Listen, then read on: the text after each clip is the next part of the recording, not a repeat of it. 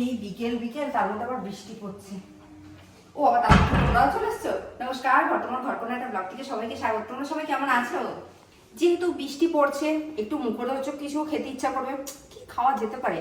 আজকে দেখাবো তোমাদের আমি সোনালি চিংড়ি, বা বলতে পারো গোল্ডেন ফ্রাইড প্রন। তো চলো উপকরণের সাথে পরিচয় করিয়ে দিই। এখানে লাগছে চিংড়ি মাছ। দেখো আমি চিংড়ি মাছগুলোর একটুখানি লেজা রেখেছি, আর মাথাটা আর এই গায়ের শিরাটা একদম ফেলে নিয়েছি। তার সাথে লাগছে আদা রসুন বাটা, নুন, ধনেপাতা কুচি, রসুন কুচি, লেবু, গোলমরিচ গুঁড়ো, আর এটা রয়েছে কর্নফ্লাওয়ার, এটা রয়েছে ময়দা, আর এটা রয়েছে বেকিং পাউডার।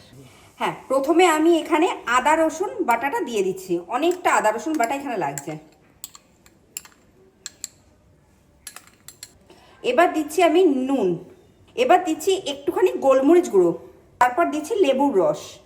এটা কিন্তু মাখিয়ে অনেকক্ষণ রাখতে হবে, প্রায় আধ ঘন্টার উপরে রাখলে বেশি ভালো হয়। আমি মাছগুলো এবার মাখিয়ে নিচ্ছি খুব ভালো করে। চিংড়ি মাছটা তো মাখিয়ে রেখে দিয়েছি ওদিকে। এবার আমি ব্যাটারটা তৈরি করে নেবো। এখানে আমি ময়দা দিচ্ছি, ময়দাটা দিয়ে দিয়েছি। এখানে আমি কর্নফ্লাওয়ার দিচ্ছি। ময়দার পরিমাণ বেশি থাকবে, কর্নফ্লাওয়ার কিন্তু মোটামুটি থাকবে, খুব বেশি নয়।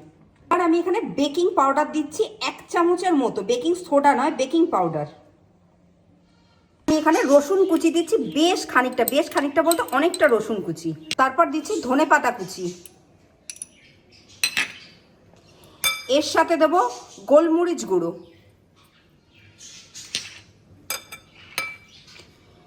সামান্য একটু নুন। জিনিসগুলো খুব ভালো করে মিশিয়ে নেবে। হ্যাঁ, আর এইটা কিন্তু কোন জল দিয়ে মাখছি সেটা দাও। কোন জল বলতে, এই যে এখানে আমি এক কুচি বেশ অনেকটা বরফ রেখে দিয়েছি। এই বরফটা দিয়ে আমি রেখে দেবো, কারণ বরফটা গলবে আর এটা কিন্তু মাখাটা হবে। এটা কিন্তু অন্য জল দিয়ে মাখলে চলবে না। ব্যাটারটা এরকম হবে, খুব পাতলাও না খুব গাঢ় না। আর হ্যাঁ, এটা কিন্তু বরফ জল দিয়েই কিন্তু করতে হবে। ব্যাটারটা তৈরি হতে হতে যেহেতু বরফটা গলতে অনেকটা সময় লাগবে, তার জন্য আমি এখানে বেশ খানিকটা সাদা তেল গরম করতে বসে দিয়েছি। আর চিংড়ি মাছটা মাখানো ছিল অনেকক্ষণ। এবার আমি এই ব্যাটারে একটা করে চিংড়ি মাছ ডোবাবো আর ফ্রাই করব। দেখো বাইরে তো ঝমঝম করে বৃষ্টি পড়ছে, তার সাথে তৈরি হয়ে গেল গোল্ডেন ফ্রাইড প্রন।